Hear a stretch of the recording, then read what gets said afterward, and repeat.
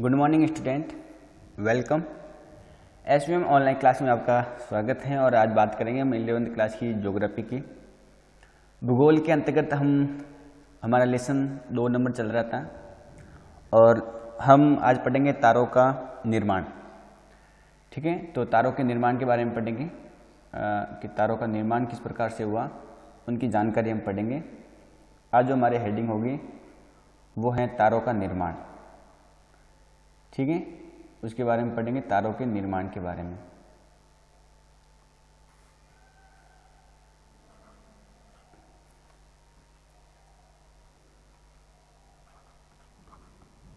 तारों का निर्माण ध्यान से सुनेंगे और देखेंगे तो समझ में आ जाएगा आपको कि तारों का निर्माण किस प्रकार से हुआ है। देखो, सबसे पहले तारों के निर्माण की बात करें तो एक बात तो आपको ध्यान में रखनी है कि इस ब्रह्मांड के अंदर जो भी ऊर्जा है, ब्रह्मांड में जो ऊर्जा है और ब्रह्मांड में जो पदार्थ हैं वो सभी क्या है, असमान है। उनका जो वितरण है वो क्या है, असमान है। ये बात आपको ध्यान में रखनी है। तो उनका वितरण बिल्कुल समान नहीं है, असमान है। ठीक है, तो एक बात आपको समझ में आ गई होगी कि ब्रह्मांड के अंदर जो ऊर्जा है और जो पदार्थ है उनका वितरण समान बिल्कुल नहीं है। इसी पदार्थों की अगर हम बात करें तो ये जो पदार्थ थे और उन्हीं पदार्थों के बीच में एक बल था, उस बल का नाम है गुरुत्वाकर्षण बल। तो गुरुत्वाकर्षण जो बल है वो इन पदार्थों में था। ठीक है, और इस बल की वजह से ये जो पदार्थ हैं ये आपस में जुड़ते गए, मिलते गए। लेकिन इससे पहले अगर हम समझें तो इन पदार्थों को हम अलग अलग रूपों में देखें तो ये जो गैस के पदार्थ के रूप थे, मतलब एक तो हाइड्रोजन थी, एक हीलियम थी और इसके अलावा धूल के कण भी इसमें शामिल थे। किसके? धूल के कण। ठीक है, तो हाइड्रोजन, हीलियम और धूल के कण जो इस ब्रह्मांड में थे और वो बल की वजह से आपस में जुड़ते गए, और जब जुड़ते गए तो उनका इस बलों का अगर हम बात करें तो इस झुंड की वजह से ये आपस में मिले तो झुंड बना, इनका एक समूह बना। क्या बना? एक समूह। और उस समूह की वजह से ही गैसीय बादल बने। क्या बने?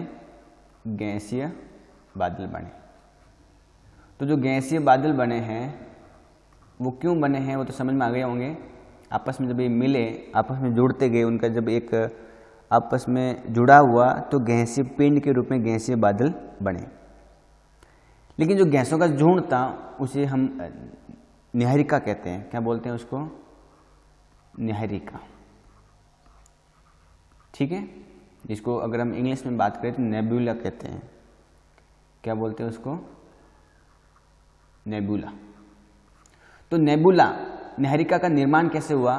तो हाइड्रोजन, हीलियम और धूल के कणों के आपस में मिलने से, जब इनका आपस में मिला हुआ एक झुंड बना इन गैसों का, तो वो क्या बन गए? गैसीय जो बादल थे वो क्या कहलाने लगे? नीहारिका। लेकिन जब गैसीय जो बादल हैं वो धीरे धीरे ठोस बनते गए और वो गैसीय पिंड के रूप में जाने लगे। तो जो गैसीय बादल थे वो गैसीय बादल धीरे धीरे गैसीय पिंड बनते गए और इन्हीं गैसीय पिंड को हम तारे कहते हैं। ये हमारे क्या बन गए? तारे बन गए। बात समझ आई ना कि तारों से पहले क्या बनी है? नीहारिका बनी है, और नीहारिका बनने के बाद में तारों का निर्माण हुआ है। नीहारिका क्या है? एक गैस का एक समूह है, और जब गैस के समूह आपस में जुड़ते गए, जो गैसीय पिंड बने हैं वो आपका क्या है? तारे हैं। जैसे मान लो ये पूरा ब्रह्मांड है। ठीक है, अगर इस ब्रह्मांड में ऐसे ऐसे गैस के झुंड हैं तो ये नीहारिका है। ये क्या है? नीहारिका। लेकिन जब गैस के झुंड आपस में जुड़ते जाएंगे तो वो तारे बन जाएंगे। क्या बन जाएंगे? तारे बन जाएंगे। ये बात आपको ध्यान में रखनी है। और जब ये तारों का समूह हुआ तो उसे हम कह सकते हैं कि फिर धीरे धीरे वो आपके आकाशगंगाएं बढ़ती गई। क्या बढ़ती गई? तारों के समूह से आकाशगंगा बनती गई। तो एक शब्द आपको सामने आता है आकाशगंगा क्या है। तो आकाशगंगा के बारे में अगर आप ध्यान रखें तो हम कह सकते हैं कि जो आकाशगंगा है वो तारों का असंख्यक समूह है। तो तारों का जो असंख्यक समूह है, खूब सारे तारे जब आपस में एक झुंड के रूप में हम कहें तो उनको आकाशगंगा कहते हैं। तो मैं लिख सकता हूँ असंख्यक या असंख्य तारों का समूह, तारों का समूह क्या कहलाता है? आकाशगंगा। ठीक है, असंख्यक तारों का जो समूह है वो आकाशगंगा है। तो असंख्यक तारे कैसे बने? नीहारिका से। नीहारिका कैसे बनी? धूल के कणों के आपस में मिलने से जो झुंड बनाए हैं वो। लेकिन एक बात अगर समझे तो एक तारा और दूसरे तारों के बीच में दूरी काफ़ी बहुत ज़्यादा होती है। इनके बीच में जो दूरी है वो बहुत ज़्यादा होती है, अनंत होती है। अनंत का मतलब इतनी ज़्यादा होती है कि हम ऐसे किलोमीटर में तो माप ही नहीं सकते हैं। तो इन्हीं तारों के बीच के दूरी को मापने के लिए एक इकाई बनाई गई, खगोलीय इकाई बनाई गई। इन तारों के बीच की दूरी को मापने के लिए खगोलीय इकाई बनाई गई और इस खगोलीय इकाई को प्रकाश वर्ष कहते हैं। क्या कहते हैं इसको? प्रकाश वर्ष कहते हैं। बात समझ आ रही ना कि प्रकाश वर्ष, प्रकाश को या समय को मापने, प्रकाश जो वर्ष है वो समय को मापने की इकाई नहीं है बल्कि दूरी को मापने की इकाई है। ये बात वेरी मोस्ट है, इसको आपको ध्यान में रखना है। बात समझ में आ रही ना कि जो प्रकाश वर्ष है वो दूरी को मापने की इकाई है। और अगर हम इन आकाशगंगाओं की बात करें तो हम आपको बता दें कि आकाशगंगाओं का जो व्यास है वो ज़्यादा है। इन आकाशगंगाओं का जो व्यास है वो कम नहीं है, वो लगभग 80,000 से लगाकर 80,000 से लगाकर हम कह सकते हैं कि लगभग 1.5 लाख तक, 1.5 लाख तक इतना किलोमीटर, या अगर इनको हम किलोमीटर के बीच में नहीं देखें तो प्रकाश वर्ष की दूरी हम अगर हम कहते हैं तो प्रकाश वर्ष, किलोमीटर और प्रकाश वर्ष में काफ़ी अंतर है। तो प्रकाश वर्ष आपको ध्यान में रखना है। तो 80,000 से लगाकर 1.5 लाख प्रकाश वर्ष की इनकी व्यास की दूरी है, ये बात समझना है। ठीक है, जैसे मान लो ये आपकी आकाशगंगा एक क्या है? आकाशगंगा है। अगर आकाशगंगा के व्यास की बात करें कि यहाँ से यहाँ तक आकाशगंगा के बीच में दूरी कितनी है, तो मैं किलोमीटर में बता ही नहीं सकता। इतनी लंबी दूरी है, इतनी इनका व्यास इतना बड़ा है कि किलोमीटर में तो हम बता ही नहीं सकते हैं। हम इसको प्रकाश वर्ष में बता सकते हैं। लेकिन पहली बात तो ये है कि प्रकाश वर्ष होता क्या है, एक प्रकाश वर्ष में कितना किलोमीटर होता है, ये भी आपको ध्यान में रखना है। अगर मैं आपको एक प्रकाश वर्ष की बात कहूँ तो एक प्रकाश वर्ष में आप ध्यान रख सकते हो कि कितना दूरी होती है। तो आपको ध्यान में रखना है कि एक प्रकाश वर्ष में लगभग अगर बात करें तो 9.46 इंटू 10⁻12 किलोमीटर। मैंने आपको क्या बताया है कि लगभग दूरी कितनी है? 9.46 इंटू 10⁻12 किलोमीटर एक प्रकाश वर्ष बराबर। ये एक ही ध्यान रखनी है। एग्जाम क्वेश्चन आ सकता है कि एक प्रकाश वर्ष बराबर कितना किलोमीटर होता है? एक प्रकाश वर्ष। तो एक प्रकाश वर्ष बराबर अगर हम देखें तो 9.46 10⁻12 किलोमीटर एक प्रकाश वर्ष। इतना एक प्रकाश वर्ष है। जबकि मैंने बताया कि इनके बीच में जो व्यास है वो 80,000 प्रकाश वर्ष से लगाकर 1.5 लाख तक है। तो समझ लगते हो कितना बड़ा व्यास होगा, कितना बड़ी आकाशगंगा है ये जो अंतरिक्ष में। और ये आकाशगंगा एक नहीं, अनेक हैं, अनंत हैं। अभी तक खोज नहीं की गई है कितनी आकाशगंगा है। बात समझ में आ रही होगी। मैंने आराम से बताया है कि क्या आकाशगंगा है, प्रकाश वर्ष क्या है। जैसे हम अगर बात करें पृथ्वी और सूर्य, जैसे मान लो ये सूर्य है, ठीक है, और पृथ्वी। अब सूर्य और पृथ्वी के बीच की बात करें तो आपको पता है कि इनकी दूरी कितनी है। तो पृथ्वी और सूर्य के बीच में लगभग दूरी है 14 करोड़ 95 लाख 98,000 98,000। सूर्य और पृथ्वी के बीच में दूरी कितनी है? 14 करोड़ 95 लाख 98,000।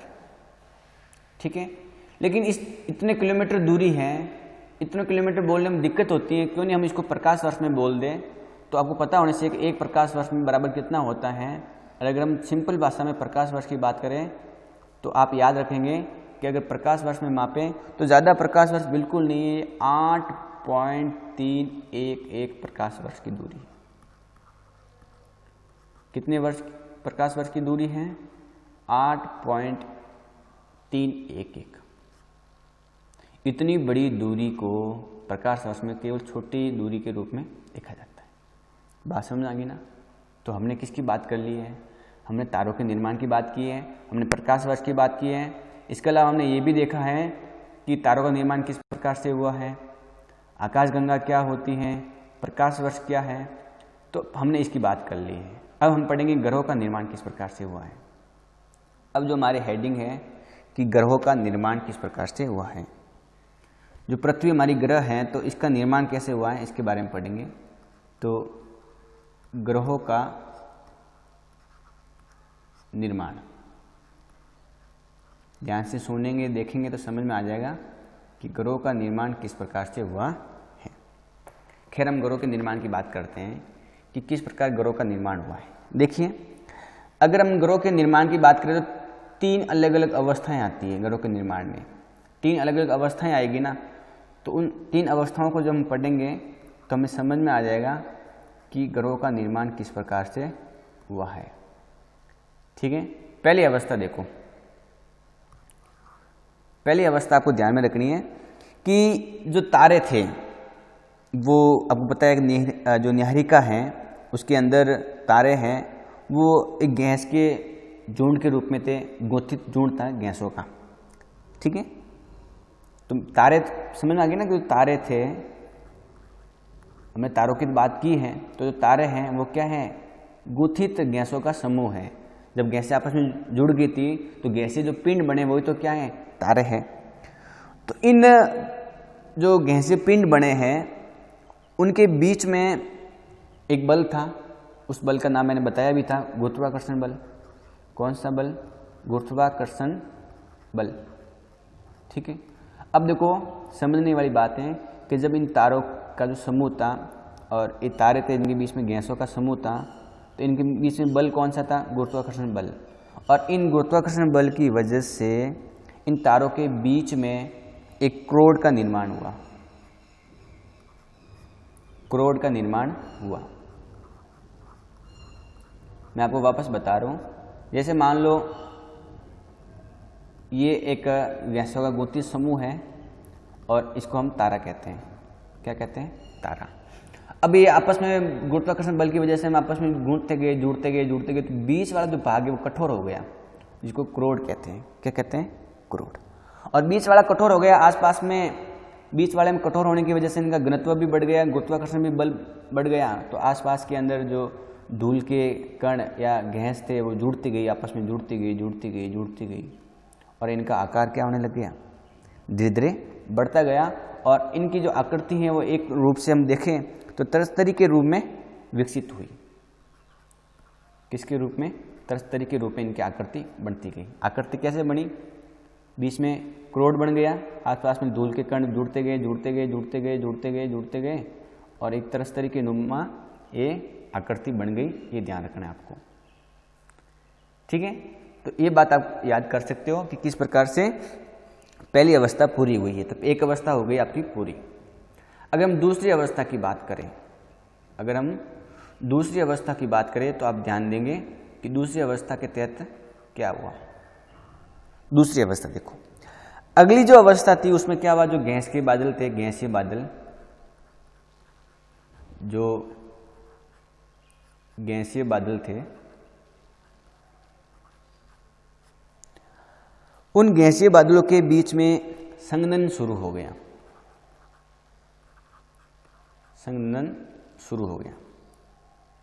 मतलब आपस में जुड़ते गए, उनका रूप घना होता गया। और जब संघनन शुरू हुआ तो जो बीच में क्रोड बना था वो धीरे धीरे क्या हुआ? छोटे छोटे गोलों के रूप में विकसित हुआ। क्रोड ढकता गया और एक गोला बनता गया। तो गैसीय बादल संघनन हो गए और जो बीच में क्रोड बना था वो ढक गया और ढक जाने के बाद में भी, जैसे मान लो एक करोड़ था, आसपास में गैसें थी, वो भी संघनित हुई तो ये ढक गया और एक प्रकार से छोटे छोटे गोले बन गए। क्या बन गए? छोटे छोटे गोले बन गए और उनका विकास हो गया। तो जो छोटे छोटे गोले किस प्रकार बने वो हम आराम से समझ सकते हैं कि उनका निर्माण कैसे हुआ है। ठीक है, इतनी बात समझ आ गई ना कि छोटे छोटे गोलों का निर्माण किस प्रकार से हुआ है। अगर हम आगे देखें तो इन गोले बनते गए और इन गोलों के बीच में भी आपस में बल था। इनके बीच में भी क्या था? आपस में बल, इनमें भी तो बल तो था ना, गुरुत्वाकर्षण बल। तो ये गोले आपस में जुड़ते गए, क्या हुए? आपस में जुड़ते गए, ये ध्यान रखना है। और ये जब गोले आपस में जुड़ गए तो छोटे छोटे ग्रहणु बनना शुरू हो गए। मतलब जब एक गोले भी बन गए तो जैसे मान लो एक गोला ये था, एक गोला आपस में जुड़ते गए तो इस प्रकार का बड़ा गोला बन गया, जिसको हम कह सकते हैं छोटे छोटे गोला का जो समूह है वो आपको ध्यान रखना है ग्रहणु होता है। ग्रहणु का मतलब क्या होता है? ग्रह प्लस अणु। ठीक है, तो ग्रहणु बनते गए। क्या बनते गए? ग्रहणु बनते गए, ये ध्यान रखना है आपको। और जब इन्हीं ग्रहणों के बीच में आपस में जुड़ने की प्रक्रिया शुरू हुई, गुरुत्वाकर्षण बल जुड़ता गया तो छोटे छोटे बहुत सारे पिंड बनते गए। क्या बनते गए? छोटे छोटे पिंड बढ़ते गए। तो दूसरी अवस्था इस प्रकार से पूरी होती है कि छोटे छोटे पिंड या ग्रहणु किस प्रकार से बनते हैं। अगर हम तीसरी अवस्था देखें, कौन सी अवस्था? तीसरी अवस्था देखें तो आप ध्यान में रखेंगे कि तीसरी अवस्था में क्या हुआ कि जब ये छोटे छोटे जो ग्रहणु थे, ग्रहणु कैसे बने मैंने बता दिया है। तो छोटे छोटे ग्रहणु थे वो आपस में जुड़ते गए, उनका आपस में वृद्धि होती गई, जोड़ते गए आपस में, और इनकी वजह से ये जब बढ़ते गए तो फिर बड़े पिंड बने और बड़े पिंडों को हम ग्रह कहते हैं। क्या बने? बाद में बड़े पिंड बने और इन्हीं बड़े पिंडों को हम ग्रह कहते हैं। ठीक है, तो मेरे हिसाब से ये समझ में आ गया होगा कि ग्रहों का निर्माण किस प्रकार से हुआ है। ग्रहणु जो छोटे छोटे थे उनसे बड़े पिंड बने और बड़े पिंड के बाद में आपके ग्रहों का निर्माण हो गया। ये बात आपको ध्यान में रखनी है। तो ये तीन अवस्थाएं हैं, तीन अवस्थाओं की मैंने बात की है। कौन कौन सी अवस्था है? अगर हम दोबारा देखें तो पहली अवस्था तो ये है कि तारों का जो गैसीय बादल रूप था वो आपस में जुड़ने से बीच में क्रोड का निर्माण हुआ और धीरे धीरे त्रस्तरी के नुमा में आकृति बनती गई। त्रस्तरी मतलब जैसे बीच में तो भारा है, आसपास में जो गैसीय रूप है वो। अब जो गैसीय बादल है वो क्रोड को ढकते गए, छोटे छोटे गोले बनते गए, ग्रहणु जिसको कहते हैं। और जब ग्रहणु आपस में जुड़ते गए तो ग्रहों का निर्माण हो गया है। तीन अवस्था समझ में आ गई ना आपको कि किस प्रकार से। उसके पहले हमने प्रकाश वर्ष के बारे में देखा, तो प्रकाश वर्ष के बारे में आप ध्यान रख सकते हो कि प्रकाश वर्ष को मापने की इकाई क्या है, इसकी क्या इकाई है। इसकी दूरी देखें तो 9.46 × 10⁻12, ये आपको ध्यान में रखना है। इसके अलावा अगर हम देखें तो आप और भी बात ध्यान में रख सकते हो कि आकाशगंगा से पहले हमने तारों का निर्माण देखा है कि तारों का निर्माण किस प्रकार से हुआ। तारों के निर्माण से पहले क्या बनी है? नेब्यूला बनी है, न्यारिका। न्यारिका किन से बनी है? इन धूल के कणों से मिलकर बनी है। तो धूल से कणों से न्यारिका बनी। जब न्यारिका आपस में जुड़ती गई आपस में, तो गैसीय जो पिंड बने उनको तारे कहा जाता है। और जो गैसीय पिंड तारा हो गए, और जब असंख्यक तारे का समूह हो गया, फिर इस प्रकार से गैसीय पिंड तारे बनते गए, तारे बनते गए, तारे बनते गए। तो इस प्रकार से आपका आकाशगंगा बन गई। क्या बन गई? आकाशगंगा। तो आकाशगंगा क्या है? तो आप याद रखेंगे आकाशगंगा एक प्रकार से असंख्यक तारों का समूह है। ठीक है, तो ये बात आपको ध्यान में रखनी है कि आकाशगंगा असंख्यक तारों का समूह है। तो आकाशगंगा के बारे में हमने पढ़ लिया, प्रकाश वर्ष के बारे में पढ़ा है, ग्रहों के निर्माण के बारे में पढ़ लिया है। तो ये बातें आपको ध्यान में रखनी है। तो आज के लिए इतना ही, और वीडियो में बने रहने के लिए आपका बहुत बहुत धन्यवाद। और अगली क्लास हम अगले वीडियो में करेंगे। वीडियो को लाइक ज़रूर करें, ठीक है, और चैनल को सब्सक्राइब करें, वीडियो को शेयर भी ज़रूर करें। वीडियो में बने रहने के लिए आपका बहुत बहुत धन्यवाद। अपना और अपने परिवार का पूर्ण रूप से ख्याल रखिए, घर पर रहिए और मस्त रहिए और पढ़ाई करिए। तो आज के लिए